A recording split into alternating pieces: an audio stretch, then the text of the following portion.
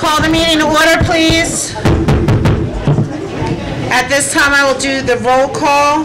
Councilmember Clayton. Here. Councilmember Kendall. Here. Councilmember Werner. Here. Deputy Mayor Quinn. Here. Mayor Moore. Here.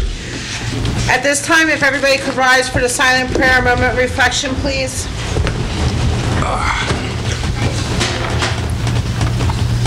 Salute the flag.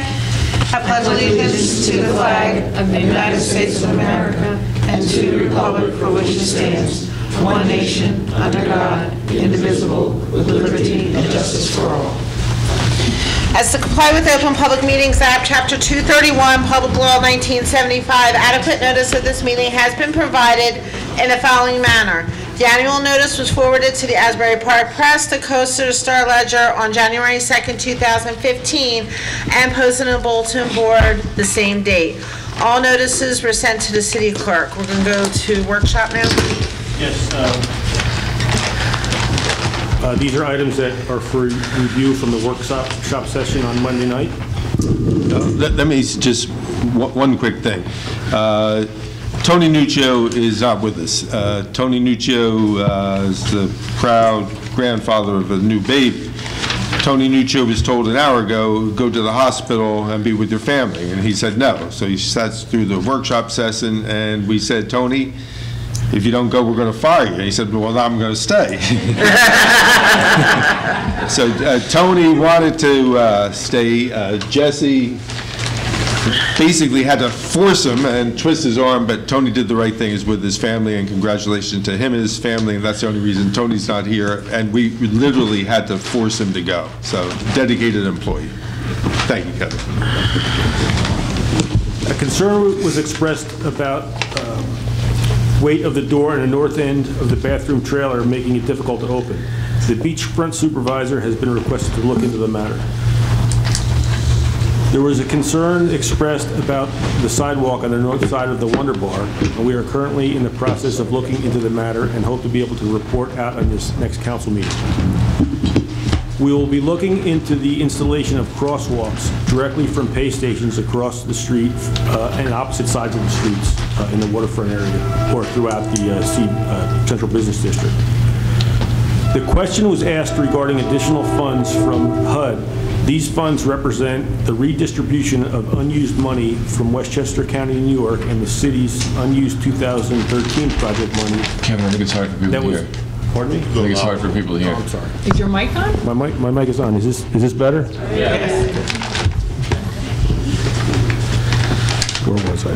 The question was asked regarding additional funds from HUD. These funds represent the redistribution of unused money from Westchester County, New York, and the city's unused 2013 project money that was dedicated to the library and the refurbishment of the tennis courts on Bangs Avenue. The city manager's response that the funds would be used for road improvement projects provoked laughter by a member of the public, and after the meeting, a council member was informed that the money was going to be used in part to repair private sidewalks. The road improvements are as follows: replacement of existing manhole and covers at 4 locations. Quotes will be collected by public maintenance as well as bids if required.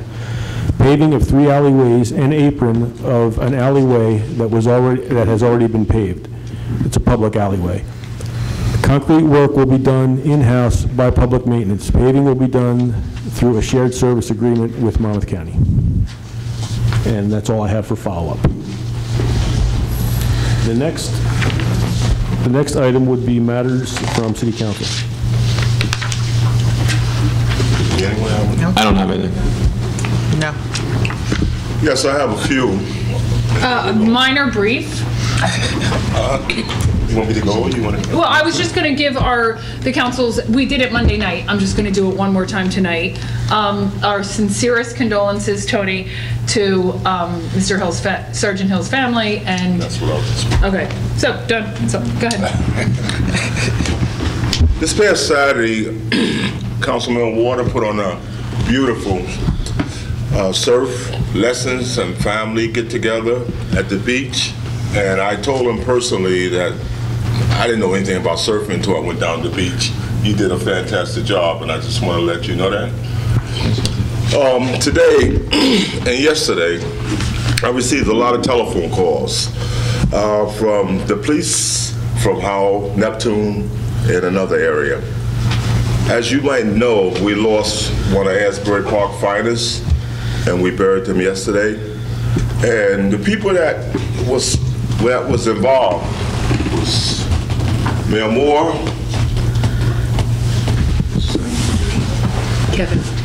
Kevin, Mr. Salerno. Now, you guys just show me, they know you are, but I was asked to give these guys an applause because of the dedication that went out. I talked to the family members, and they were so surprised and they were so happy, and it relieved a lot of burden because they had the motorcycles, they had everything, and it was a very professional. And you had the bagpipes. It was beautiful. It was a good going home service for Randy. And I was told to recognize everyone and tell you thank you. And that's it.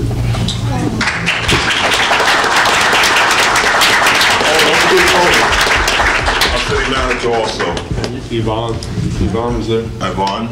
But I'm saying, on the program. It was very professional. Are there any other matters from council? You done? You done? Yes. One, hopefully quick thing. At Monday night's work session, we didn't touch on the Bangs Avenue parking garage a lot. Come August 1st, we're going to start charging the Bangs Avenue parking garage. It may just be on weekends because we're still in negotiations with the state. Eventually, we want to move all the permit parking into this, and that will not happen until 2016 when we figure out the rates, and the state is going to be looking to increase their rates. But be it a paid parking garage on Fridays, Saturdays, and Sundays, will be starting on August 1st with conditional approval by the state already, and a couple of kinks to be worked out. Do we number all the spots or just our spots? Because some of the spots in there are designated for people that are renting from the state. So it would be crazy if I'm John Moore and I'm renting for $40 a month a spot. Why would you number my spot? Nobody can park there anyway because I'm already paying for it. So a couple kinks. Joe, if you want to add anything to it? No, the goal is to have it open in the evenings as well during the week. Right. We're just, again, waiting for state approval on all that. That's all I have. Okay, anyone else? Matters to be brought up by the city manager. The Summerfield Avenue Railroad crossing was scheduled to be closed by New Jersey Transit at the end of the month. However, it was discovered on Monday that there was damage to one of the rails at the crossing that, if not repaired immediately, could cause a potential derailment, and therefore was closed yesterday for emergency repairs. Since the repairs will take several weeks, New Jersey Transit has decided that once the crossing is closed for these repairs, the closing will be permanent. That's all that I have. Matters by the city attorney. Yes, just one item. I'd like to let the public know that the council may be taking action this evening on an additional resolution as an add-on to tonight's agenda. The resolution is captioned, "A resolution of the mayor and council of the city of Asbury Park, acting as the redevelopment entity, granting supplemental conceptual approval to Asbury Partners LLC regarding the proposed construction of a condominium development on a portion of block 3205 and referring the matter to the planning board for appropriate approvals." This relates to the presentation that was made by iStar at Monday evening's work session meeting relating to their request for temporary signage, a sales center, crosswalk designs, and leasing of certain parking spaces relating to the Monroe condominium complex. And that's it. Okay. All right, right now we'll open the meeting to the public. May I have a motion to open the public portion of the meeting? Move it. Second. Public is expected to conduct themselves in a proper manner, and a derogatory, abusive, or threatening statements will not be permitted. The chair will immediately rule on such conduct out of order, and after appropriate warning, may terminate any further comments from the speaker. You have 3 minutes to make your comments, and we ask when you do come up to the mic, please state your name and address for the record, please. Maureen Nevin, 3 Deal Lake Court. I'd like to know about, Fred, what you just said. about the resolution. Was that something that was resolved during the executive session, or was that from the workshop on Monday? Well, there was a public presentation made at Monday evening's work session relating to the requests made by the applicant, iStar, Asbury Partners iStar. And then there was discussion during this evening's executive session about certain aspects of that proposal. And council will be making public statements when the matter is reached this evening so that the public understands which aspects of the requests made by the applicant that the council is supportive of and which aspects the council may not be supportive of. So that will be addressed by the council later on during the course of tonight's meeting. During the executive session, who was present? Members of the governing body, myself, Mr. Nuccio, Mr. Ketty, professionals who are representing the city, including myself, Redevelopment Council, our financial planner, and our new city planner. So the other side, the iStar side, was not present during the executive session? Absolutely not. Very good. I just wanted to remind the council that, as I've said now for 15 years, scheduling executive sessions ahead of time is not what the Open Public Records Act is about. There are exemptions to holding public meetings. Exemptions means that's an exception. It's not supposed to be the rule.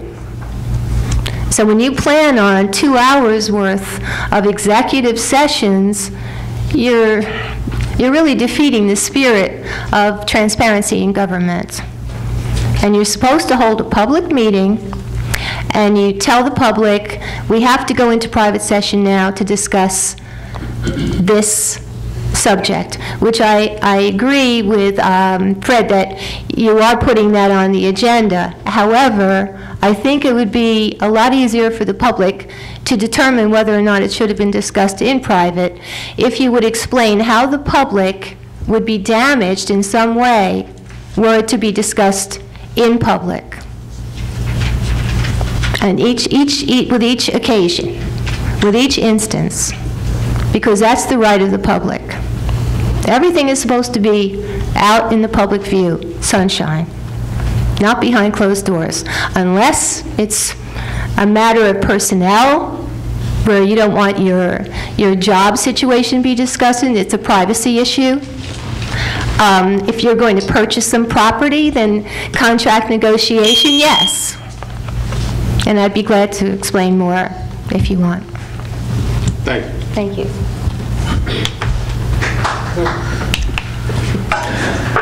Good evening, Warner Baumgartner, Fifth Avenue. I just want to reiterate my comments that I made on Monday's work session regarding this proposal that you're going to consider for the redevelopment area. I'm a bit concerned that you discussed it in executive session and are just going to bring that forward and make your decision known. I thought there would be more of a public vetting on the thing, but what I said Monday was there are two things that I'm really concerned about. Number one is sight lines. The vegetation in that intersection already obstructs the traffic sight lines, and I hope you address that. The installation of these large pylons that they're proposing also obstructs sight lines even further, potentially, and I think you should address that. Also, my concern was the sidewalk design. I don't think you should make streets into public art. Sidewalks and crosswalks and things of that nature should be standardized per the standard Department of Transportation lane markings so people understand what they are. Writing the words Monroe across the street isn't really obvious to anybody from out of town that that's a crosswalk. So I looked up the standards. There were 3 specific standards recommended for crosswalk designs, and public art and art installations is not one of them. Now, if you really do want to do that, use it as a marketing tool, allow a developer to market in a public street, then I think you should get compensated for it. If that's your decision, you hold sway over public lands. And if you really want to go against the DOT standards and allow them to use it as an advertising tool in the middle of the road, extract some payment for that. So I think those are the main issues that I raised on Monday for everyone's edification. Thank you. If I can just indicate, Mr. Baumgartner, for the benefit of the public as well, since Monday evening's work session, the developer, Asbury Partners iStar, has withdrawn their request for the temporary signage, the large pylons that were part of the presentation made on Monday. So that is no longer under consideration by the mayor and council. And we'll talk about this now, and it's a good question. What happened during the workshop on Monday is we just weren't in a position to comment on it because I think it came up kind of quick on us, and we would have had a longer discussion during our workshop, except our workshop got shut short. So we plan on expressing the discussion or giving our explanation before we voted on the resolution. So I'll give you our thoughts on it, and when the resolution comes up, I guess you'll see how everyone's going to vote. But what we're requesting is we're okay with voting on the sales center tonight.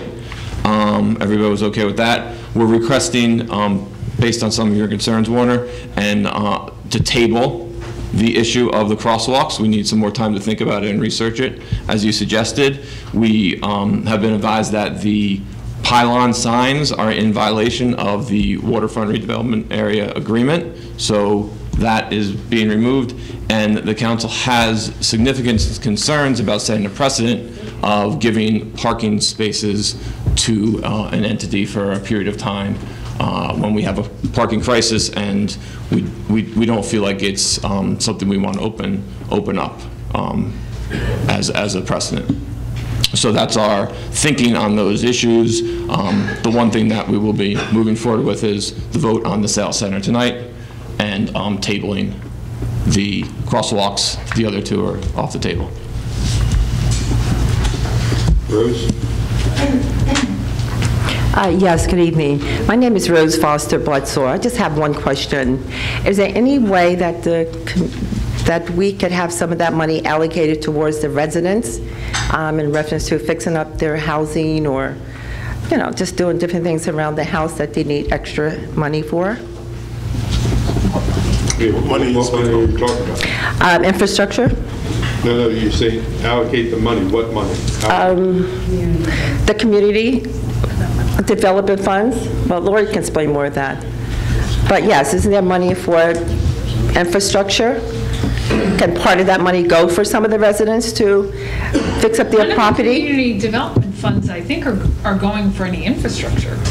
They're going for roads and then programming. Westside Community Center has been granted an amount. Right, we did. And thank you for that as well. Yeah, no, none of it goes to well, let me say this. To the best of my ability, none of it goes to infrastructure. It goes to, there's a public service part. I might be using the wrong name, right? That percentage.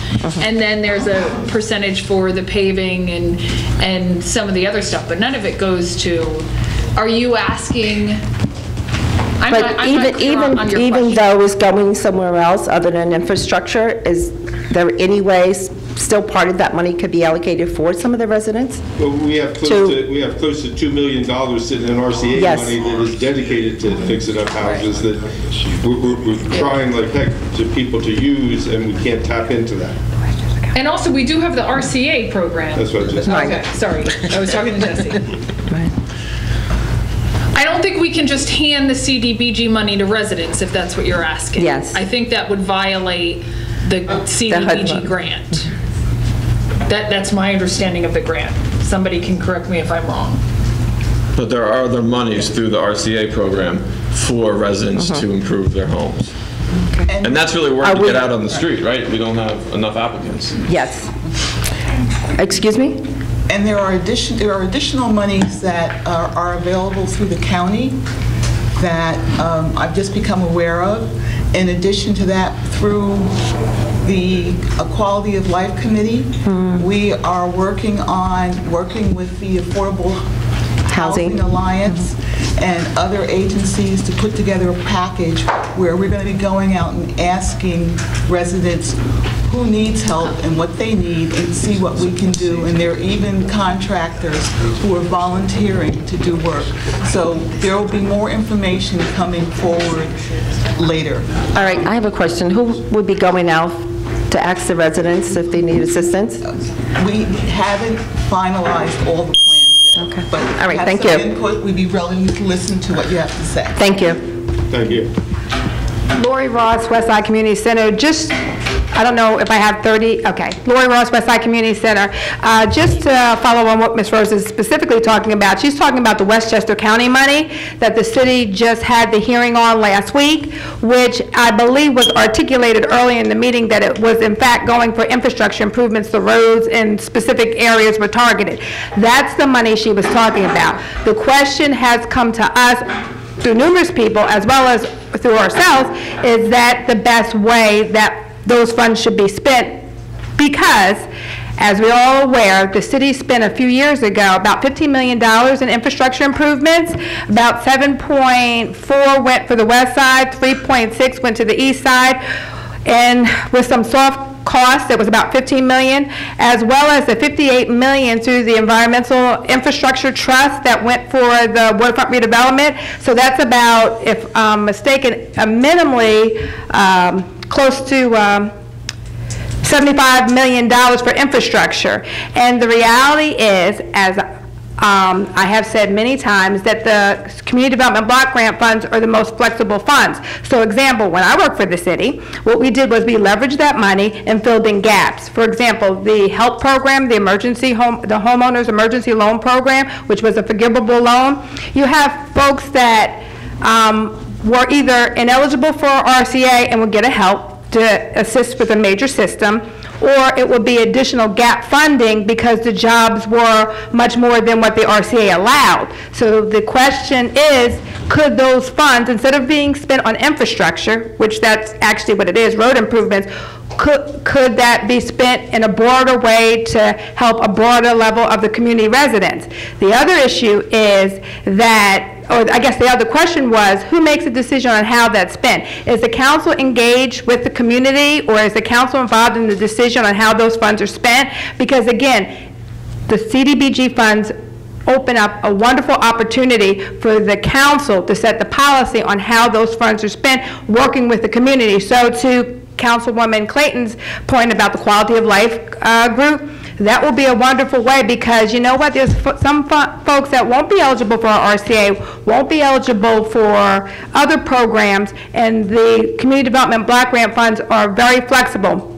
So we just had some concerns on the process, I guess, and we keep articulating that because we certainly would want to be a part of that in terms of outreach. Even to your point, Deputy Mayor Quinn, if people are not applying for the RCA, why are they not doing so? And I will volunteer my time to help get the word out. We can do an education forum at the West Side Community Center. I'm sure we can move it over to the east side to let folks know that there's some real funds. With regards to the Affordable Housing Alliance, they got the Monmouth County MCAP program, so they have funding. So I just wanted to know, I guess we just wanted to know, was the council involved with the decision making on how that community development block grant funds were going to be spent? So, well, I'll just talk to the, Lori, I think you know that the initial community development block grant, not this second round of money through Westchester, I think you obviously know, I was involved and we put together a committee, and then we went through, we had a scale, we interviewed people who requested money, organizations who requested money, whoever rated highest on the scale, we interviewed you, and then from that process, we'll follow up once you're allotted your money. As for the Westchester money, which is, and don't quote me, like 70,000? 83,000. 83,000, okay. There was a public hearing last week. I came, it started at 5. I think I came at 5:07. The meeting was over. Yeah. Arnold was there and one other person. I'm telling you the facts. That's what happened last week. There was a public meeting. 2 people came. I did come late, and it ended. I mean, that was the extent of, so if you're saying, was there a council member there? Yes, there was a council member there for the may I say something? Sure. The whole purpose of having a public hearing is not to have a hearing for 5 minutes, a member of the council comes and the hearing is over. Those are statutory required meetings which have to have a specified time. So if I'm working, I happen to have been working in New York City that particular day, I would never be able to make, and I tried to get out of it, but I couldn't, but I would have never been able to make that meeting. Those meetings, those public hearings are supposed to have a specific amount of time, a few hours, at least, to give the community the opportunity. Now, I'm very disappointed, Deputy Mayor Quinn, in that you're part of the committee and you weren't even able to participate in that. And it's kind of lopsided in Asbury. When I worked, even under the former community development director, we worked with the council to identify their priorities as they worked it out with the community. So that was real community engagement. Now, whether people showed up is one thing, but really, that's your right as the governing body to decide where that money should be spent. And again, the city spent at least $75 million on infrastructure improvement. Not to say that that's a need, but we have, and Ms. Rose in particular, because she's at the center now more than I am, she's got people coming and saying, well, I heard about this, and you know, we need our homes fixed up, and my landlord is a slum landlord, and what can we do? And it's a sin for the money. And even with the prior year's community development block grant funds, the reality is if you don't use it, you lose it. Case in point, I know that the city had gotten in November a notice of timeliness because they weren't spending their money in a timely fashion. But thank you. And I believe, and I'll stand corrected, and I'm not looking for any more. Can't hear you. Do I believe at that meeting, there's a time frame for public comments, 10 days or 2 weeks for written comments.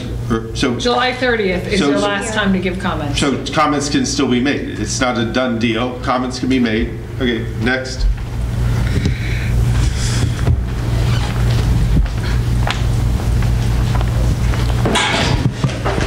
Hi, Rita Morano, 8th Avenue. Since Mr. Nuccio's not here tonight, I'm not going to talk about comp time. I'll wait till he gets back. But I do want to talk about, I want to talk about the police department. 2 days ago, they had a real nice article about Asbury Park and the police department. And I was just wondering, I see on the top here that you had an executive session. Are you going to make Deputy Chief Salerno a chief? I'd like to know that. And I don't know what the director of, what is it? The director of community, no, not community affairs. We got that on my mind. The director of commerce or communication. Was that a new job, a new title? Is that the same one that was in the paper about 2 months ago? And that's my second question. And my third question is, I don't know what the library board is like the last thing on anybody's list. I would think that the mayor and council would be worried more about increasing the taxes than how many members you put on the library board. I don't know how that came up to be the most important thing in discussing things. And I see tonight where you're looking for a new director. Is Mr. Stewart going to resign or retire? You must those have are my a three different questions. piece of paper than I have, Rita. Huh? You must have a different piece of paper than I have. Really? I see nothing on here as far as the police chief. I see The new one has a library. the new one has the library, right? There was a discussion with the director, but Number 4. okay, where's the police chief? You started off with like the police chief. Where's that on the closed exec? Well, I was just wondering, being that he's Okay, getting well, good... you alluded that it was on here. It's not on here. Well, are we going to pick a police chief and a city manager and a CFO? Those are the 3 most important jobs in the city. And then you have our fire chief sitting here when there might be a fire. I mean, like, I don't understand this. It's sort of going backwards. And you're getting to sound like an old council. I mean, like, I don't understand why we don't have a chief, and I don't understand why we don't have a city manager, and you're advertising for a new position. It's ridiculous. We don't need anybody to do that. We're on our way now. I mean, like, maybe you don't know it, but I think we are. And I don't think we need somebody to put in the public release once a month in the newspaper. I think we got enough to do. So I was wondering, are we going to pick a police chief? Are we going to pick a CFO? And are we going to pick a city manager? And a library director? I'm waiting for you to say you're done, or the time goes, so we don't... Time's done. Okay. Yes, we're actively pursuing to find a city manager, which you're well aware of because you're at every meeting when we have the same conversation. The director of communication position, you're well aware of that we went out RFP'd for that about a month and a half ago. You've questioned that in the past. Director of commerce position is a position that is already in the city and was discussed about tonight. The director of the library, no, we're not looking for a new director of the library. So that's the answers to the questions. Okay, but what was the big hoodoo about getting 2 more people on the library board? That wasn't, I assure you, the council didn't make a big deal about putting 2 people on the library board, right? The council didn't put a statement in the paper. Don wrote the statement, Rita, right? Don issued the statement in the paper. You should ask Don what the issue is with going from 7 to 8. This hopefully will be factual this time. Okay.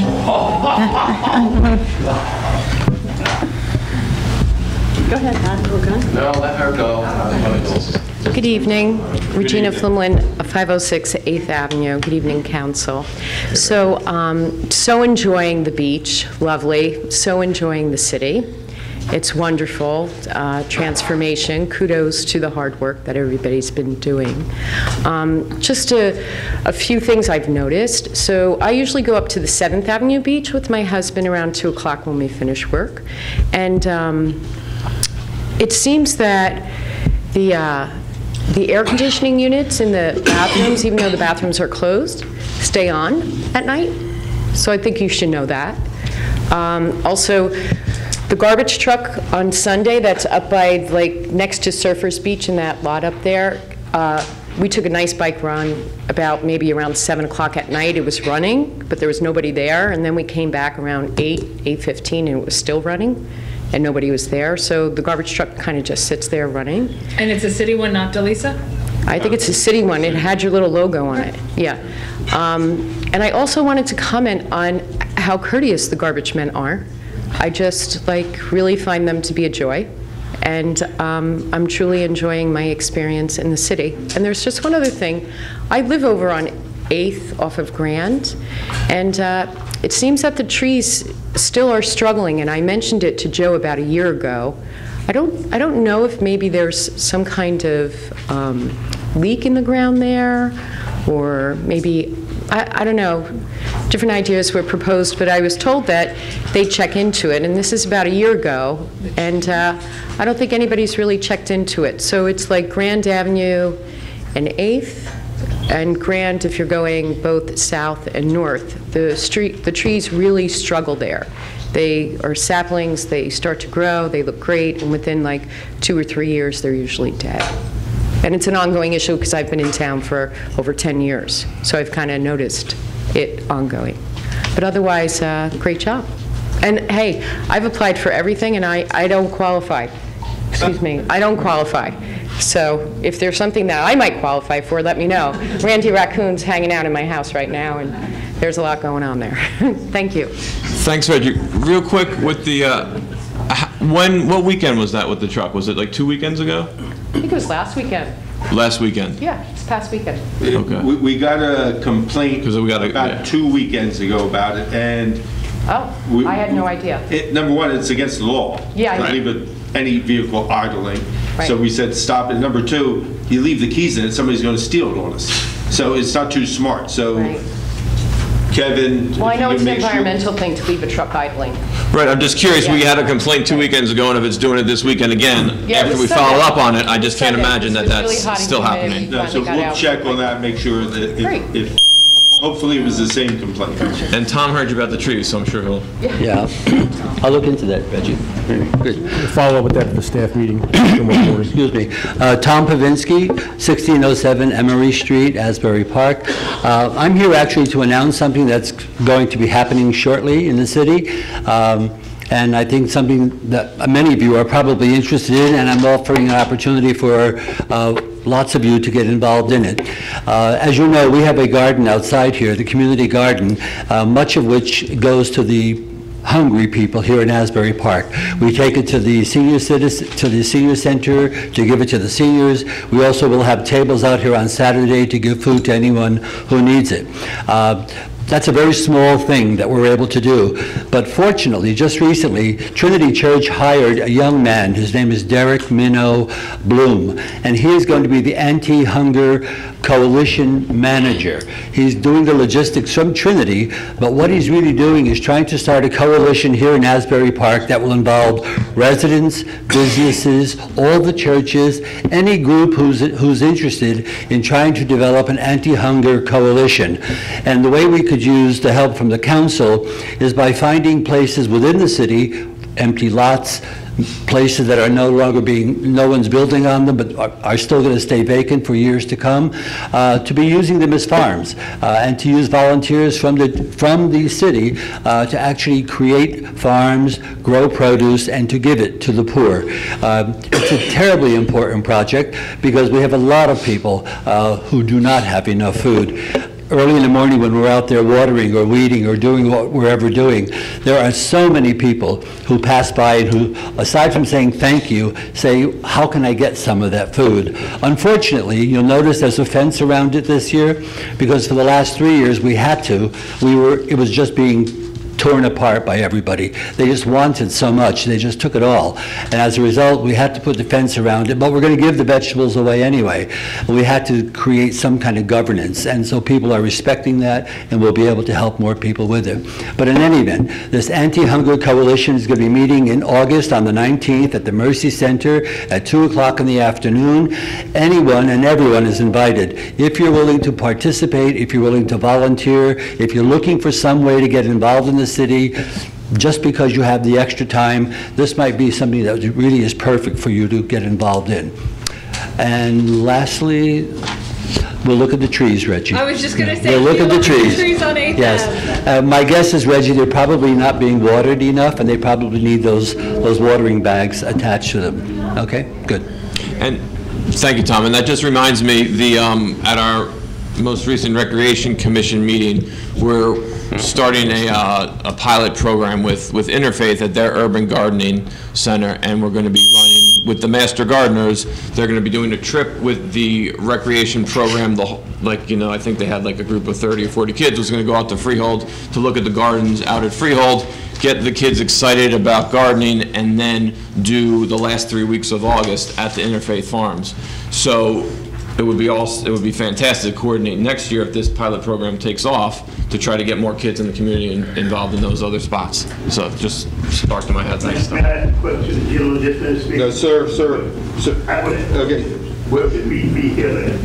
I'm sorry? Where would we be? Mercy Center. To be at the Mercy Center on Main Street between 2nd and 3rd and 4th. Okay. Down the corner of 3rd and Main. Yeah, 3rd and Main. Good. Okay, thank you. Thank you, Mr. Owens. Good evening, Council. Don Stein, still President of the Asbury Park Public Library Board. Ms. Quinn, I don't have much to say to you, except you are an embarrassment to your position. And the things that you said, and the lies that you told, and the misinformation that you handed out about the library board and the library staff are inexcusable, and you need to go down there and apologize to everybody. And Mr. Moore, what kind of Wally world are you creating for yourself now? You need to go right on her heels and go apologize as well. I went to APTV when you announced that night that the library board was dysfunctional and you said that we've appointed 2 new people to the library board so that there's never an excuse for them not to have a quorum again. John, we've talked about this 3 times in the past. You want me to bring Doris Carroll in? You want me to bring Frank D'Alessandro in? The library board has never not met due to the lack of a quorum, okay? And then you say like, oh, lots of people are complaining about the library board. 99% of the people in the city don't even know the library board exists. And I know some people are complaining, and I can name them who they are. But you have streets that are in disrepair, you have shootings on the west side, you got no parking, they're stealing the crime off Convention Hall, and you expect people to believe that people are complaining about the library board? And then you say you want the library board to get up to speed because people think it's up to its not up to its potential. Did you just read in my statement what the library board is doing right now? But you didn't even know what the library board was doing when you made that statement, did you? I don't know, John. You know, you ask me, you disrespect the library board, you disrespect me, you make me your personal appointee to the library board, and then you throw me under the bus like this because Amy Quinn is feeding you a bunch of lies? John, I am disappointed in you. And for the other 3 council members, Mr. Werner, I'd like to start with you. You're the only one up there with a library card. Okay? Good for you. Congratulations. And I'm telling you, I have covered municipal meetings for 30 years, and I have covered thousands of them. And I'm telling you 3, Jesse, Yvonne, and Joe, Amy Quinn is leading you down the primrose pathway to political embarrassment and everything else, and you're just letting her get away with it. She is out of control, and you need to rein her in. She's running amok. She's just doing whatever she wants with all these boards, and you need, and I want a hearing on this. We've tried to have a workshop 2 times on this here before the public. First time, no. Second time, we were denied. You sent us the Tony Nuccio, Mayor. Don, the time's up. I want a public workshop on this issue right here in front of everybody at the next workshop. That's what I'm demanding. Well, you can demand all you want. You have to put in a proposal. The city manager decides what's on the council agenda. Since you're bringing it up... Be ashamed of yourself, boy. You all should be ashamed. I hope you don't leave. I hope you stay and hear some of the truth since you just fabricated so many lies. Bring it on. That's why I want the workshop. Well, number one, anybody can go to APTV and watch what you supposedly said you watched. The word dysfunctional was never used. So while you're making that up and while you're spinning that paper, while you're spinning other words, the words, lots of... John, Don, I didn't interrupt you. I appreciate you do not interrupt me. Yeah, but you get unlimited time. I only get 3 minutes. That's why I want you can come back next week. You say lots of people are complaining. That was never used. You say, I never apologize. As soon as you were sitting over there and you correct me, I said, I apologize. The next day, I sent you an email. And emails, I used to hate, but emails like leave nice little tracts. I sent you an email saying, do you want me to come to your board and apologize to everybody? And you said, no, I just don't want these 2 nut jobs appointed. And that's your response. Well, I want to see that email. Okay, well, you can. You come to the house. Well, and I got a lot of emails myself, mister. Good. Let's start on April 29th. An email went to the entire council asking, and the administration, be it Tony and Kevin, did anybody have a problem changing the library board from 7 to 9? All 5 council people. You did not believe this. So on June 11th, I forwarded you that email because you said the other 3 people knew nothing about it. June 11th, it's a done deal. You already announced it. Don, please do not interrupt me. You're standing up here tonight saying the other 3 people still know nothing about this, and I sent you an email on June 11th where the other 3 people were informed of it. On June 4th, an email went to Bob Stewart saying the 2 ladies were appointed to the board, and you refused to sit, according to Bob Stewart. According to Bob Stewart. And that's what I've had emails to you, and you have emails to me where I said, Don, I suggest you and Bob Stewart sit down and get your stories together, because your story and Bob Stewart are totally different. Don, I want a workshop on this. I want You can have everybody in this room. Don, if you don't stop interrupting me, I'm going to ask. I believe it. Okay, good. And then I'm going to tell the truth for the rest of the people, and you can watch it on Because I want the workshop. You can watch it on You're all a bunch of liars. You can watch it on APTV, and maybe you can write a factual statement the next time. So on June 11th, Mr. Stein was forwarded a copy of the April 29th email which the entire council knew about, which before the entire council knew about it, Mr. Stein and Mr. Stewart were called by Deputy Mayor Quinn and by Tony Nuccio and said, do you have any problem with the board going from 7 to 9 members? And both responded no. And Mr. Stein says he never got a phone call. Well, Ms. Quinn, knowing that he would do this, pulled her phone bill, and there is his phone number being called by Ms. Quinn. All this is factual.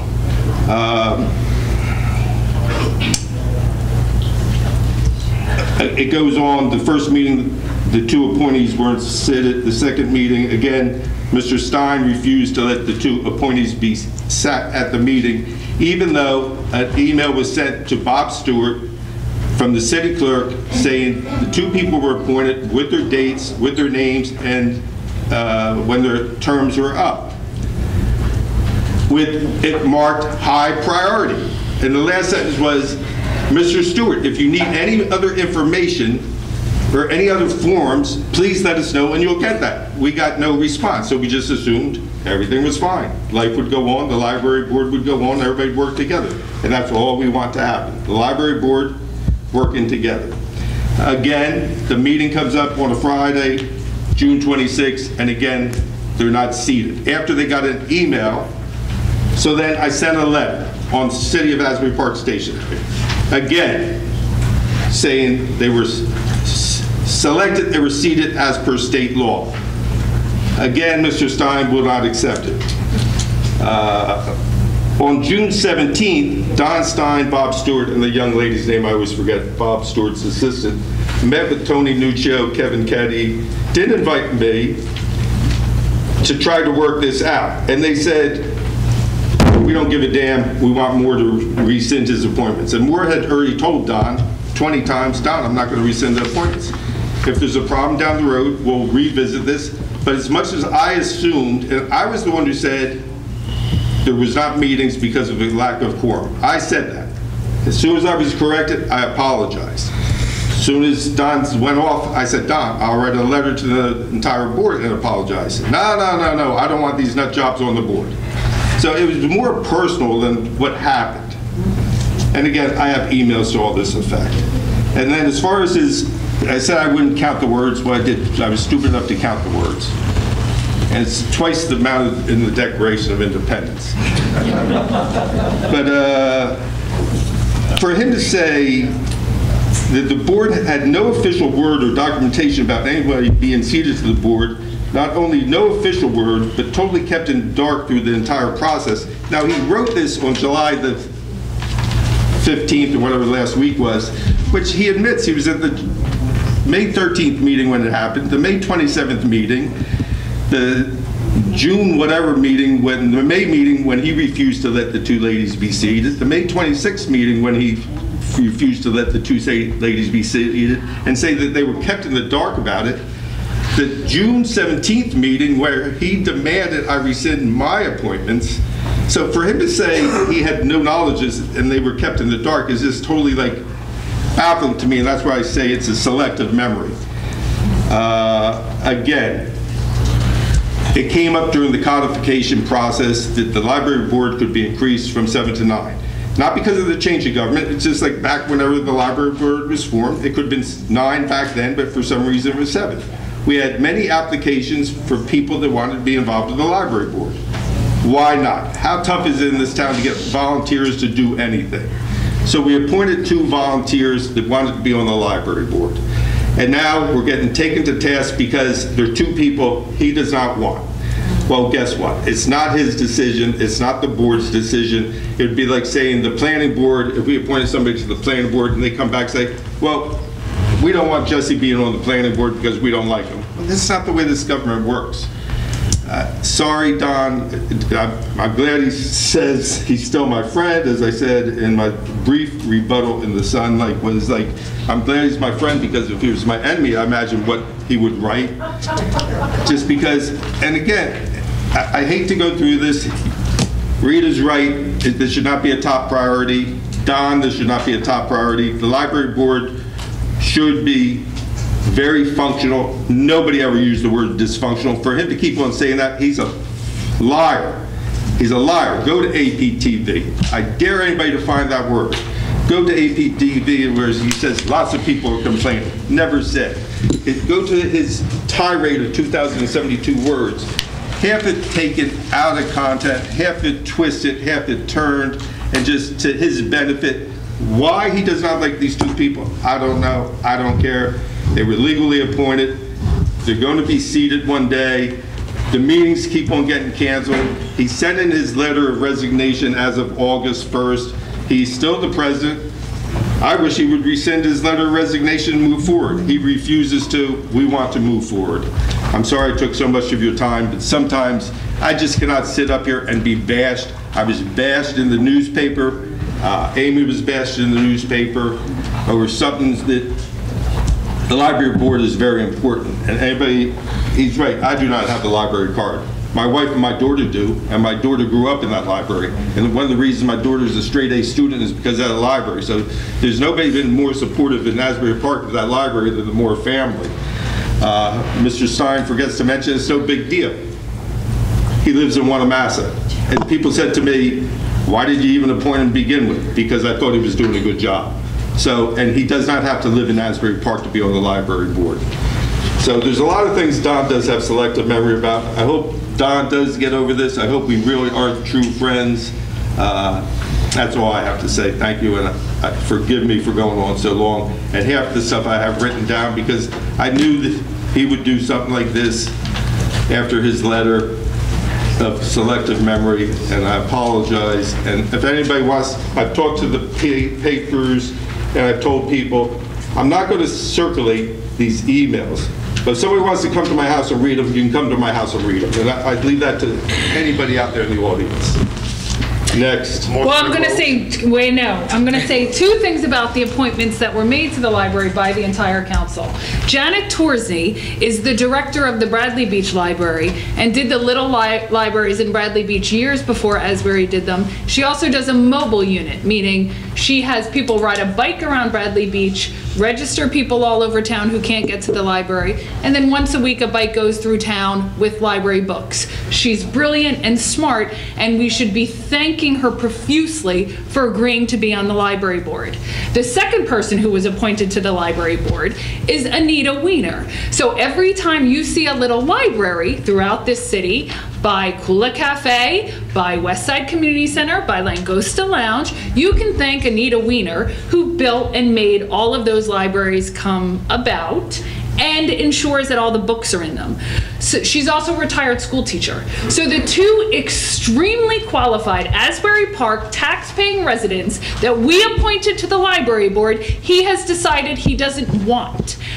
Don, who doesn't live in town, has decided these two women who live in town shouldn't be on the library board. So I just want to make sure that fact is clear, right? So I could go on, but I won't. But that fact should be clear, that these are the two people he's rejecting from the library board because he has decided he doesn't like them. And to get back to Rita's quick thing about like why Robert Stewart was listed, because we wanted Robert Stewart to explain to us what the heck's going on, and from what Robert says and from what Don says is night and day, and that's why I've told Don in emails, and I told him tonight, you two better get together, get your stories together, because what Bob's telling us and what Don's telling us are night and day. And I'm listening to the library director at this point in time. And just to set the record straight, I received email correspondence and phone calls regarding this, so it was done in an open manner with all the members of the council involved in the process. Which Don got an email from me on June 11, showing him that, and he still will not accept it as factual. Next. Motion to adjourn public session? Second. Move it. All in favor? Aye.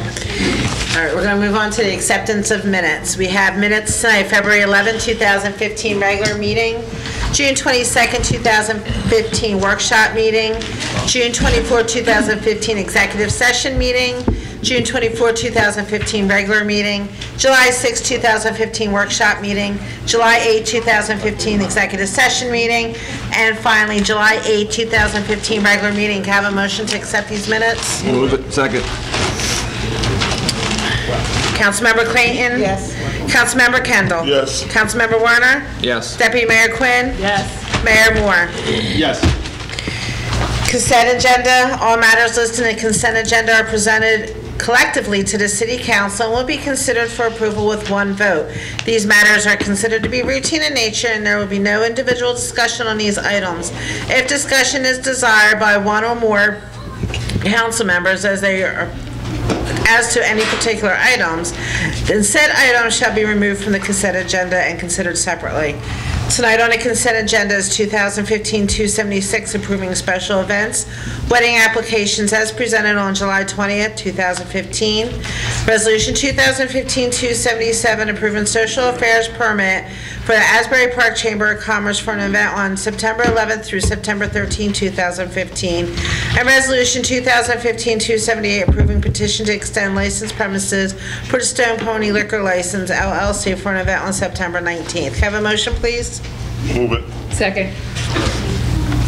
Councilmember Clayton? Yes. Councilmember Kendall? Yes. Councilmember Warner? Yes. Deputy Mayor Quinn? Yes. Mayor Moore? Yes. Individual resolutions. The first one's 2015-268, resolution of the mayor and city council of the city of Asbury Park authorizing the extension of an option agreement to enter into ground lease with Springwood Avenue Associates LP. Move it. Second. Councilmember Clayton? Yes. Councilmember Kendall? Yes. Councilmember Warner? Yes. Deputy Mayor Quinn? Yes. Mayor Moore? Yes. Resolution 2015-279, resolution authorizing the payment of payroll in the amount of $916,331.68. Can I have a motion, please? Move it. Second. Questions or discussion? Councilmember Clayton? Yes. Councilmember Kendall? Yes. Councilmember Warner? Yes. Deputy Mayor Quinn? Yes. Mayor Moore? Yes. Resolution. How do you want me to do this? Let me read the title Okay. and then do your table first. Okay. Resolution 2015-280, resolution authorizing the payment of bills in the amount of $1,533,696.09. Move it. Was it? Second. Yeah, before we move on, I'd like to make a motion to table one bill. It's 5-01-20-155-000-209. It's to McManaman, Scotland, and Bauman. I think there's just a little bit more documentation research has to be done before we okay this bill. So motion just to table that one bill. Have a second? Second. Councilmember Clayton? Yes. Councilmember Kendall? Yes. Councilmember Warner? Yes. Deputy Mayor Quinn? Mayor Moore? Yes. All right, can I have a motion to accept the remainder of the bill list? Move it. Second. Councilmember Clayton? Yes. Councilmember Kendall? Yes. Councilmember Warner? Yes. Deputy Mayor Quinn? And Mayor Moore? Yes, except on 5-01-23-220-000-209, I abstain. All right, on to Resolution 2015-281, resolution amending temporary appropriations for 2015. May I have a motion, please? Move it. Second. Any comments or questions? Councilmember Clayton? Yes. Councilmember Kendall? Yes. Councilmember Warner? Yes. Deputy Mayor Quinn? Mayor Moore? Yes. Resolution 2015-282, resolution awarding contract to Millennium Communications Group, Inc. for improvements to an existing video camera security system within the city. Can I have a motion, please? Move it. Second. Comments or questions? Councilmember Clayton? Yes. Councilmember Kendall? Yes. Councilmember Warner? Yes. Deputy Mayor Quinn? Mayor Moore? Yes. Resolution 2015-283, resolution authorizing the purchase of hot mix asphalt materials from Stavola Construction Group. Have a motion, please? Move it. Second. Just a minute. You have a question? Yeah, it's basically just, we had to go out to bid, and they're the lowest bidder for hot patch. This is actually a state contract. Right, okay. So a state contract is exempt from public bidding. Okay, fine, thank you. Councilmember Clayton? Yes. Councilmember Kendall? Yes. Councilmember Warner? Yes. Deputy Mayor Quinn? Mayor Moore? Yes. Resolution 2015-284, authorizing change order number 2 relating to South Boardwalk reconstruction Phase 2. Can I have a motion, please? Move it. Second. Comments or questions? I have a question. I reviewed what was given us tonight. All the questions were more or less answered. I looked at it briefly. I didn't have.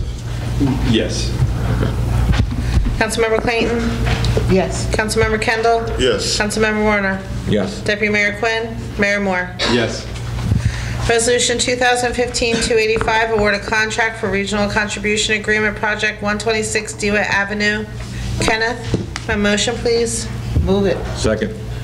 Comments or questions? Councilmember Clayton? Yes. Councilmember Kendall? Yes. Councilmember Warner? Yes. Deputy Mayor Quinn? Mayor Moore? Yes. Resolution 2015-286, a resolution authorizing a request for reimbursement of costs from the Hazardous Discharge Site Remediation Fund for remedial investigations and remedial costs incurred at the property located at 100 through 117 Lake Court, Asbury Park, Monmouth County, New Jersey, shown on the city tax maps as Block 1201, lots 1 through 9 and 13 through 21, also known as 84.02, lots 1 through 9, Block 84.03, lots 1-9. The property is commonly known as the Springwood Park site. Can I have a motion to accept this resolution? Move it. Second. Comments or questions? Councilmember Clayton? Yes. Councilmember Kendall? Yes. Councilmember Warner? Yes. Deputy Mayor Quinn? Yes. Mayor Moore? Yes.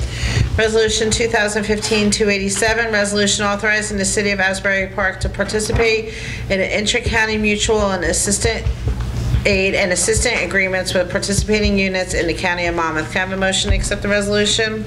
Move it. Second. Comments or questions? Councilmember Clayton? Yes. Councilmember Kendall? Yes. Councilmember Warner? Yes. Deputy Mayor Quinn? Yes. Mayor Moore? Yes. And this is the add-on resolution from this evening, Resolution 2015-288, resolution of the mayor and council of the city of Asbury Park acting as the redevelopment entity, granting supplemental conceptual approval to Asbury Partners LLC regarding the proposed construction of a condominium development on a portion of Block 3205 and referring the matter to the planning board for appropriate approvals. Can I have a motion, please? Move it. Second. Any comments or questions? Just to clarify again, if the Monroe project moves forward with the vote on the second reading, this would then allow for the opening of the sales center with no signage or parking spots and the crosswalk being tabled for just further discussion. Councilmember Clayton? Yes. Councilmember Kendall? Yes. Councilmember Warner? No. Deputy Mayor Quinn? Yeah, I'm sorry. I'm slightly distracted from that experience. Can you say this one more? Monroe Sales Center. Oh, I'm fine with the Monroe Sales Center. So that's yes? Yes. Mayor Moore? Yes. We're now on to ordinances. First reading, ordinance 2015-36, authorizing the city of Asbury Park to convey an easement over certain portions of the right-of-way area, airspace adjacent to the property located at 613 Bangs Avenue, also known and designated as Block 2505, Lot 2.01 on the Asbury Park City Tax Map. Have a motion to introduce this ordinance, please? Move it. Second. Comments or questions? Councilmember Clayton? Yes. Councilmember Kendall? Yes. Councilmember Warner? Yes. Deputy Mayor Quinn? Yes. Mayor Moore? Yes. Public hearing is scheduled for August 26, 2015. Now on to second reading, public hearing. First ordinance 2015-28, amending and supplementing Chapter 7, Traffic of the revised general ordinances of the City of Asbury, New Jersey. Have a motion to open the meeting to the public, please? Move it. Second. All right, is there any public comments regarding ordinance 2015-28? This ordinance, as discussed at prior work session meetings, would establish a no parking zone along the 1200 block of Monroe Avenue. And this is the one by west of the Boys and Girls Club? Correct. For the school, which they requested. Close to the ridge, right? Because it's a narrow street. Starts at Ridge and goes 120 feet. And the school requested it, the Boys and Girls Club didn't want it, so. Motion to close public portion? Move it. Second. Motion to adopt ordinance 2015-28? Move it. Second. Councilmember Clayton? Yes. Councilmember Kendall? Yes. Councilmember Warner? Yes. Deputy Mayor Quinn? Yes. Mayor Moore? Yes. Next is ordinance 2015-33, an ordinance of the City of Asbury Park authorizing the execution of financial agreement with AP at Monroe Urban Renewals and granting a tax exemption. Can I have a motion to open the meeting to the public? Move it. Second. Is there any public comment regarding ordinance 2015-33? Could you explain that? Mayor, would you like to invite redevelopment counsel or our financial advisor to come up and give a brief summary? Carl. Like to do what he said, more detail, that's going to be questions. Just need a brief, just give a brief explanation. You don't have to go into detail. This is a financial agreement that establishes the terms. Can you hear Rita? Oh, I'm sorry, Mike Hanley, NW Financial. Can you turn around, face them, the way across so she's explaining? This is an agreement between the redeveloper and the city establishing the terms of repayment of the pilot under the long-term tax exemption law. As we've discussed at prior meetings, the total payment that will be made by this property will be initially equivalent to what conventional taxes would be. That payment is then split between a pilot and a special assessment. The pilot is paid to the city and the special assessment is leveraged to be pledged towards long-term bonds as it relates to a long-term financing associated with the infrastructure improvements in the waterfront redevelopment area. So can I just take a second to clarify? Because so what happened, what you spoke with Lori, what you spoke about before, that infrastructure bonding, right? That is what we outlined for infrastructure costs, but that is with each project that goes forward, there's a certain amount of infrastructure bonding that's paid off by the special assessment associated with each project. So we're doing, this is an agreement that outlines how the pilot and the special assessment, which equal the total taxes that you would be paying normally, how those are split and paid. So this is only paying a portion of that 40 million infrastructure cost. If everybody's going to speak, please get up to the microphone and just introduce yourself and go from there. Lori Ross, Westside Community Center. So this payment in lieu is, again, for more infrastructure improvements? It's for the entire project, including infrastructure. What portion of that is for infrastructure improvements? Because again, here's another dedicated revenue stream for infrastructure. And conversely, when you have projects throughout the town, particularly in that particular area, I mean, the councils may make a decision to grant that, but ultimately, again, that's more money going for infrastructure. And as was articulated by Ms. Rose and myself and Ms. Reed and others, over time, the reality is that, again, you have federal funds that could be used to help other things, and you have the capacity to bond through the EIT for infrastructure. Not that you would want to do that, but what is, I mean, I don't understand the council's desire to continue to spend money in one area when you have a revenue stream to help. You're straying a little bit from the ordinance in front of you, which I have a problem with, because I should have, when you said before, the city spent $75 million on infrastructure, you're probably correct, and we probably have another $80 million to spend. the money's being spent here cannot be spent on the 8, 9, and 1000 blocks of Madison to correct storm drains. The money being spent here cannot be spent on the alleyways that haven't been paved in 50 years on the northwest side. Mayor, I understand that, but then again, when you're using federal funds, they are targeted for low to moderate income individuals. Okay, but again, that's where I'm going to have to say, look, Right. we got to stay with this issue. Okay, I'm sorry. So the question again becomes just simply how much is being spent for infrastructure? Has that been outlined? For this, Specifically infrastructure. for this entire project? Right, yes, correct. There was, prior to this program being put in place, over $40 million spent on infrastructure. Thank you. Thank you, Laura. Maureen Nevin, Deal Lake Drive, Deal Lake Court, sorry. But where in this, this copy that was handed out, where does it explain the financial agreement? How that's going to roll out? The long-term aspect of it? Yeah, that's just the resolution that authorizes the agreement. What? That is just the resolution that authorizes the agreement itself. The agreement is a number of pages long.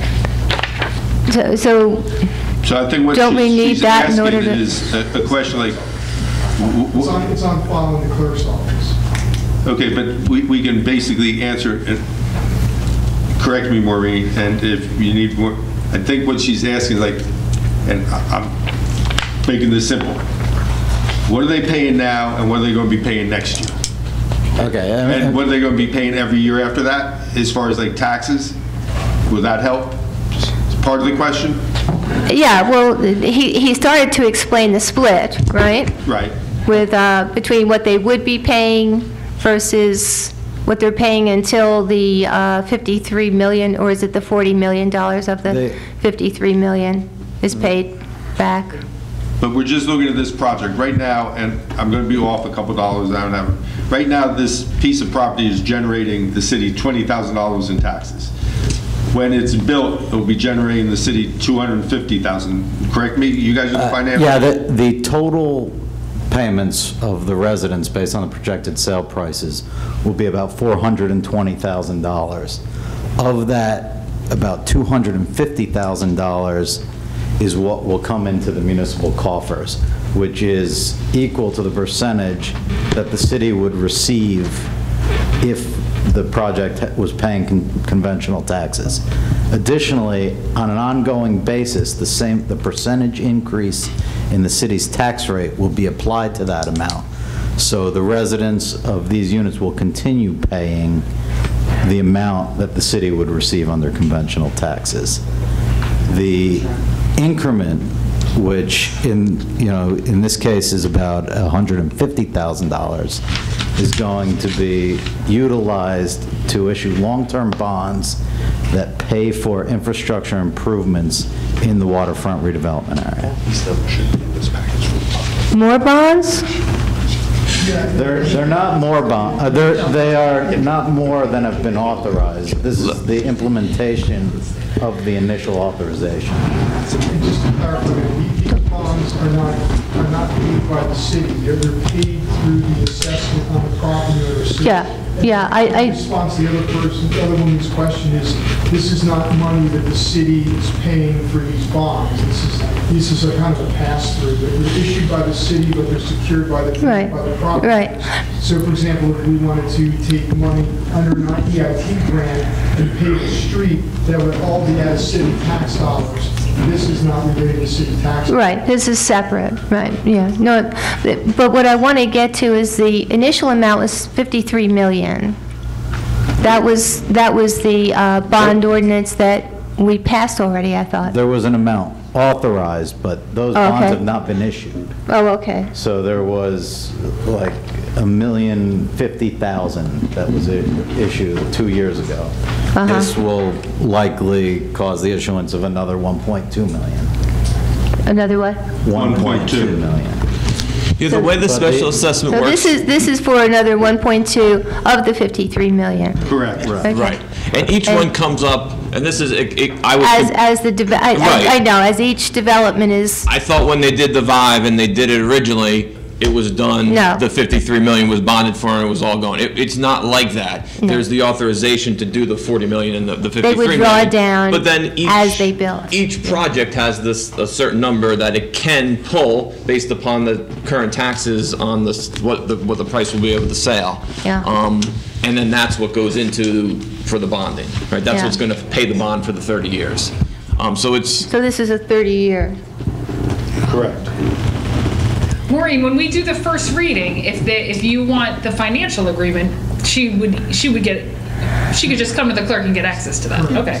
Did we Only have that it's copies the of second it? reading. They won't be here. They won't be here. We had them at the first reading, I think, right? Will it be posted? Can you post it on the internet? Well, it would have been posted at the first it might have been the first reading packet? No, it's available. It's available. Because it's quite large. It's very So voluminous. it's not posted, but available. But the basics we can put in from now on. Yeah, the thing that bothers me is the 30-year aspect of this. What kind of provisions do we have to ensure that this is going to hold? I mean, what if iStar, I don't know which, don't they have separate LLCs for each development? Right, the way it works that I understand is for the 30 years, those homeowners are paying their taxes for 30 years. Yeah. And those taxes pay the bond. Yeah, no, I accept that. But what I'm saying is, each development has its own LLC, right? And those homeowners have to make payments on that amount that was drawn down from the 53 million for that development, okay? But 30 years is a very long time, and ownership can change, and what's the continuity of this? Well, it's not unlike any home in the community, right? Whoever the homeowner is going to be required to pay the taxes, and if they don't pay, and the bondholder is at risk for that shortfall, there's no recourse to the municipality. The bondholders who actually bought the bonds that you're going to go out to market with on this piece. They're the entity at risk for incrementally whether or not those monies come in. Yeah, I mean, we're looking at bond reports every day. The bond market's up, it's down. It's, are these bonds trading all the time, or are they bought by pension funds that are going to sit on the bonds for 30 years, or? No, they're not. What's the very liquid instruments? I mean, they're mostly. They're not very liquid? No. No. So why is that? I mean, who's holding them? Typically. Well, it's an unrated debt. Typically, unrated buyers are institutions or funds that are looking for a significant amount of yield. Because like pension funds. Pension funds can be an investor, sure. Mm-hmm. But I mean, markets can. Right, but the repayment is the bondholder's risk. The city doesn't have to pay a shortfall if the taxes aren't paid. That's the risk that the bondholder's taking. In the event that the bondholders default, I understand iStar said that they would be responsible. Wasn't that at the 53 million discussion? I mean, if there is a default because of non-payment of taxes, it's going to be part of the normal tax lien process in an attempt to recover those monies. But if they're not recovered, the bondholder doesn't get paid. So the lien would go on the property? Yes. Okay, thank you. Thank you.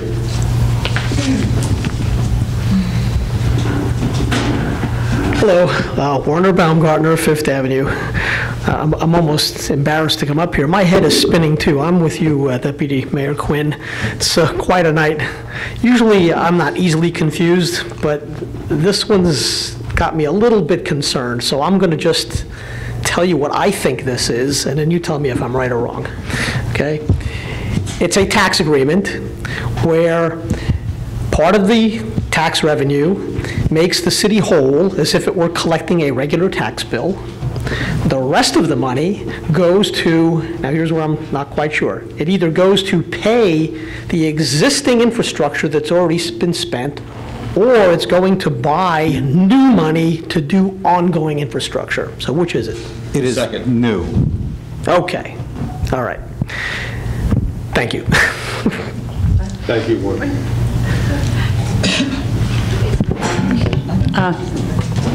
I have almost the same question. When the bond came up for the 53, I thought it was $50 million. I thought it was the infrastructure was going to be 39% or whatever, and the rest came to the city. Isn't that the way it worked? 5% goes to the county. Yeah, and 5% goes to the county. And they're not paying school tax, right? Correct. Everything that's being, and he quoted a property that was bringing in $20,000 in taxes. Could you tell me what property that was? Yeah, the property where they're building the condos. Where? The lot behind Old Felix Fox. You mean the Havavian project? No. The other end. Go east. Other side of the block. Go east.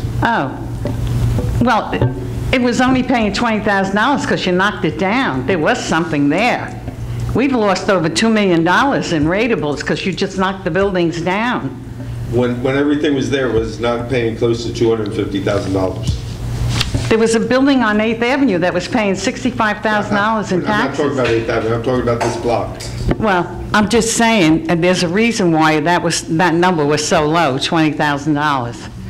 But anyway, is that the way it's, now, the money that they're borrowing, who's keeping track of all this money, by the way? What's coming in and what's going out? I thought you were. Yeah. It's very hard. No, I have papers like this. We have many checks and balances in place because of what we discovered in 2013 where people weren't paying back their pilots and everything. So we found that out the hard way. We fixed it. It's being tracked by several people in City Hall and our professionals. So the 39 plus something goes for the infrastructure, and the city gets the rest, and 5% goes to the county. Is that right? Correct. That's how it's working? Yes. So now this money is being taken out of that $53 million bond to do the infrastructure? There has not been a $53 million bond. There was an authorization. All right, an authorization, And right. At each time something is built, a small bond is issued. So in this case, there might be $1.2 million issued from that $53 million authorization. Now, altogether, do you know the amount that, you quoted it before, I think, how much was taken out already? I think it was $1,050,000 in the first transaction. Okay. That's all right.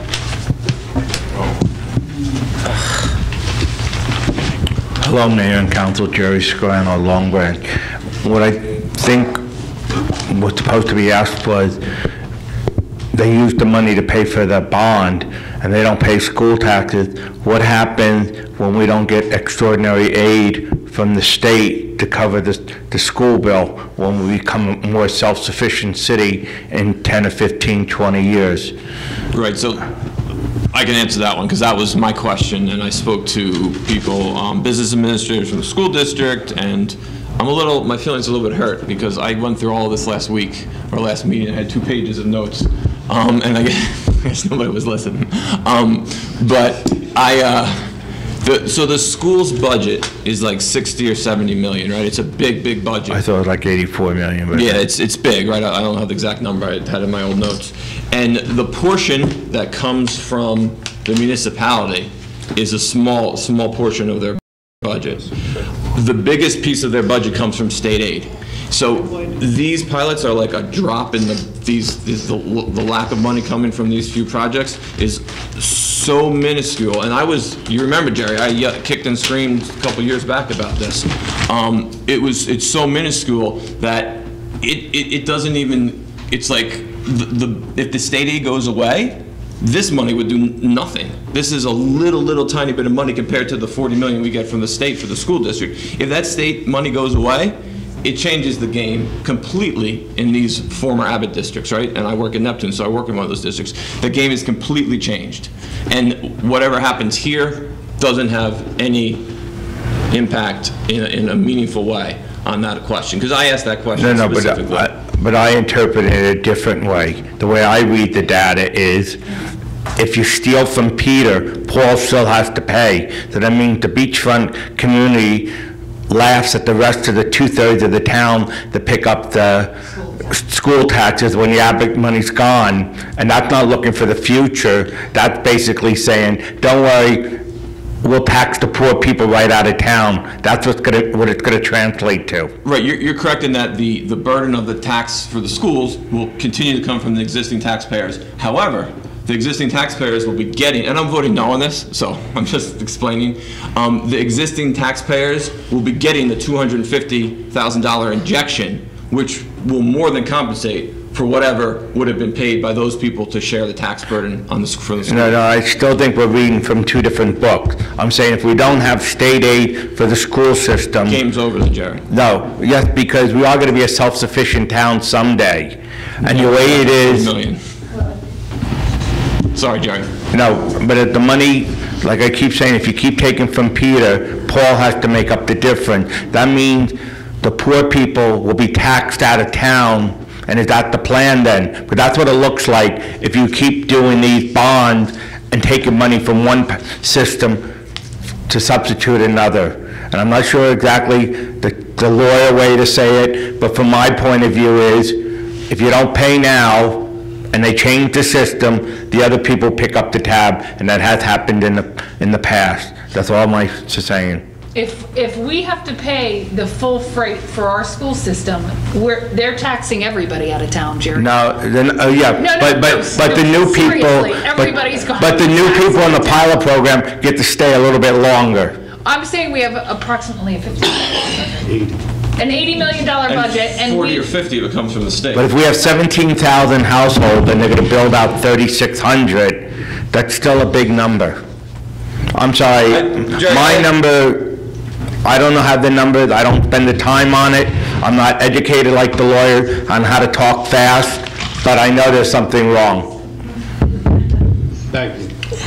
Motion to close. Second. Councilmember Clayton? Yes. Councilmember Kendall? Yes. Councilmember Warner?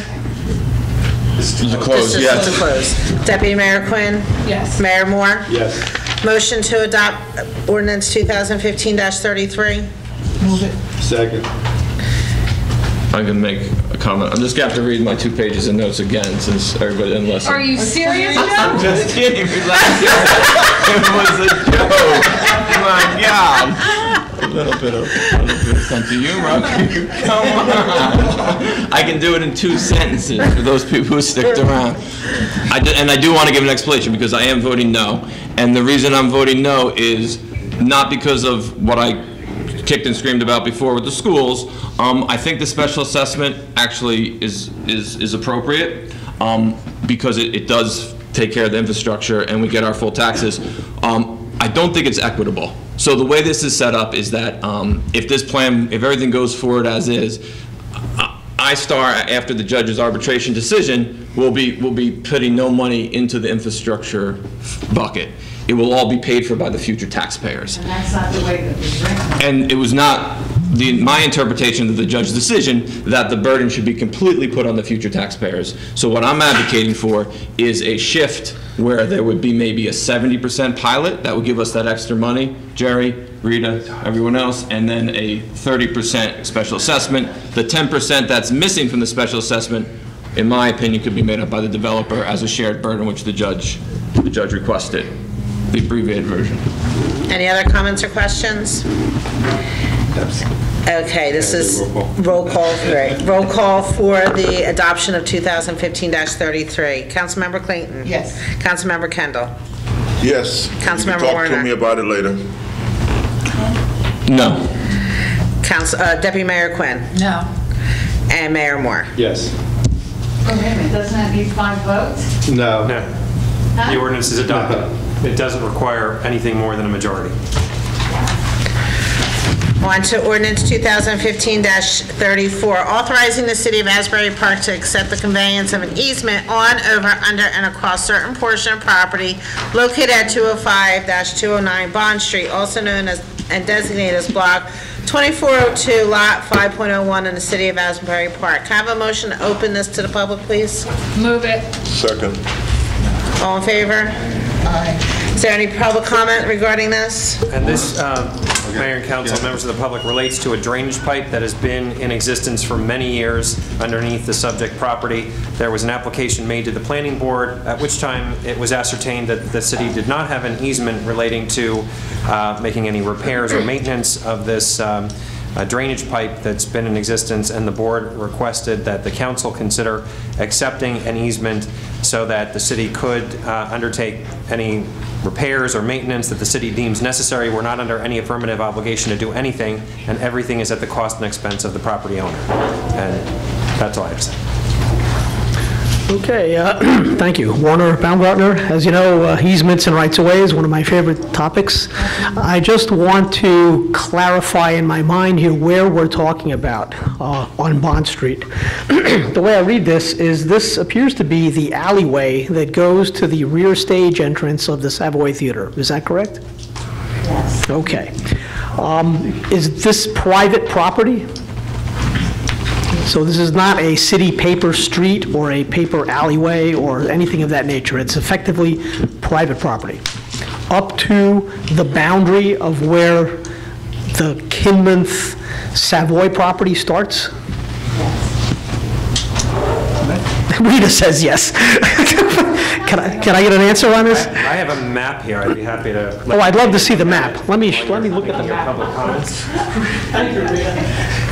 Oh, awesome, that's great. Okay.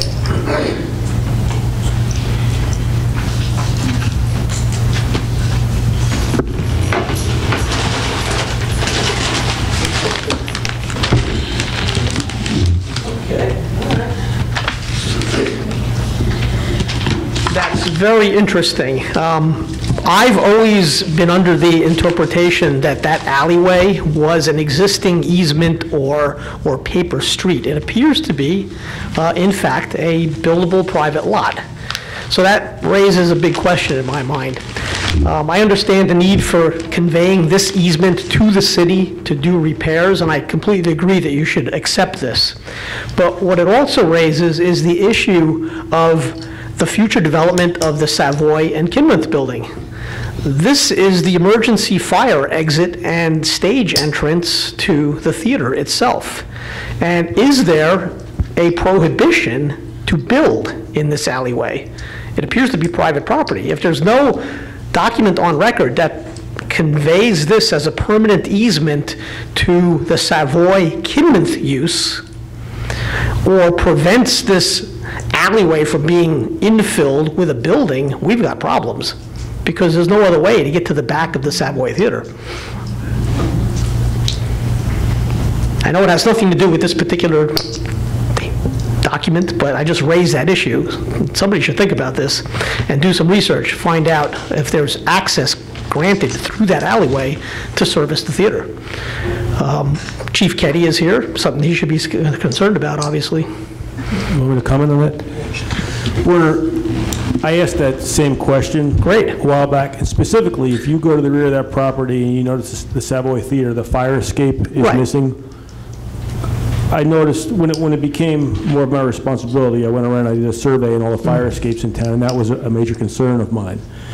Permission had been granted previously that fire escape was no longer necessary or required because the theater was no longer in use. I approach everything looking for the protection of firefighters. I didn't want anybody going out a door with no fire escape there. Unfortunately, it's just the way it is. Now, I'm going to speak about something that is not under my domain as fire chief, and that's the fire subcode, which falls under construction. The plans that I saw for the renovation of the Savoy Theater, and this was a while ago, but the last plans that I saw, it calls for a fire-resistive type construction, enclosed stairwells with sprinklers, fully sprinklered, and the fire escapes would no longer be needed because they would build ones that were similar to that in a high-rise building. They would be interior staircases with exits out onto the Madison Avenue side. So everything that I saw meets code. However, just to clarify, it's fire subcode, which falls under the construction department, which would make those approvals. Okay. Well, thank you. Thank you for that knowledge base. I appreciate that. And that just leaves the issue of how do you use the theater? That is the backstage entrance. There's no other way to get anything onto the stage except through that alleyway. And if the private property owner that owns that space decides to put a building there, there's the end of the Savoy. You can't get to the stage. So, again, the question I have is there anything of record to prevent a building from being put in that alley to close off access to the theater? Because I know that this is a big project coming up with the Kinman building and a Savoy.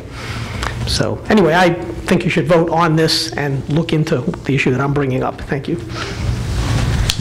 Warner, I totally agree with you on both. I think we should vote for it. I think we should also look into it. I talked to Eric Aguilar the other day, and we took a ride through this alleyway, and he has some questions. I have some questions.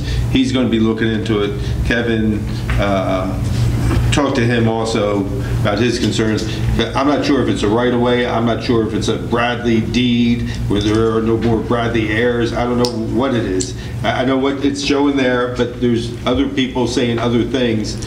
Looks like it's private property. And there's other people saying other things, so we are looking into it, especially with the Savoy asking to build a theater. But you're absolutely right, it has to be looked into. Thank you. Motion to close the public portion? Move it. Second. Councilmember Clayton? Yes. Councilmember Kendall? Abstain. To close the public portion? Move it. Yes. Councilmember Werner? Yes. Deputy Mayor Quinn? Yes. Mayor Moore? He didn't get beat up. Yes. Have a motion to move ordinance 2015-34 to adopt. Yes. Move it. Second. Councilmember Clayton? Yes. Councilmember Kendall? Abstain. Councilmember Werner? Yes. Deputy Mayor Quinn? Yes. Mayor Moore? Yes. On to ordinance 2015-35, authorizing the City of Asbury Park to convey an easement on, over, and across a certain portion of the right-of-way behind certain real property located at 722-724 Cookman Avenue, also known as and designated as Block 2405, Lot 1, on the Asbury Park City tax map to 722-724 Cookman Associates LLC. Can I have a motion to open this to the public? Move it. Second. Is there any public comment regarding ordinance 2015-35? Do you want an explanation? You were here for the first reading. Do you want an explanation? Warner, no. I'm sorry. Did you want an explanation? Just, I know you were here. This I know you were here for the first reading, so. This was addressed at a prior work session when Attorney Mark Steinberg came forward on behalf of the applicant. 722-724 Cookman Associates LLC that is pursuing a development project, and at the rear of the property there is a city alleyway, and there is a proposed receptacle area, and the gates that would enclose the receptacle area when they are opened and used for pickup of refuse, which will occur obviously periodically, will extend over onto the city's right-of-way. And the request was made for an easement to allow the temporary encroachment when those gates are opened and then closed. Motion to close public portion? Move it. Second. Councilmember Clayton? Yes. Councilmember Kendall? Yes. Councilmember Warner? Yes. Deputy Mayor Quinn? Yes. Mayor Moore? Yes. Motion to adopt ordinance 2015-35? Move it. Second. Councilman Clayton? Yes. Councilmember Kendall? Yes. Councilmember Warner? Yes. Deputy Mayor Quinn? Yes. Mayor Moore? Yes. And I'd just like to just make an announcement that the mayor and council decided to cancel the August 10th and the August 12th council meetings. So our next ones won't be until the second meeting. I believe it's the 24th and the 26th in August. Just to let everybody know. Can I have a motion to adjourn? Move it. Move it. Second. All in favor? Aye. We're gonna-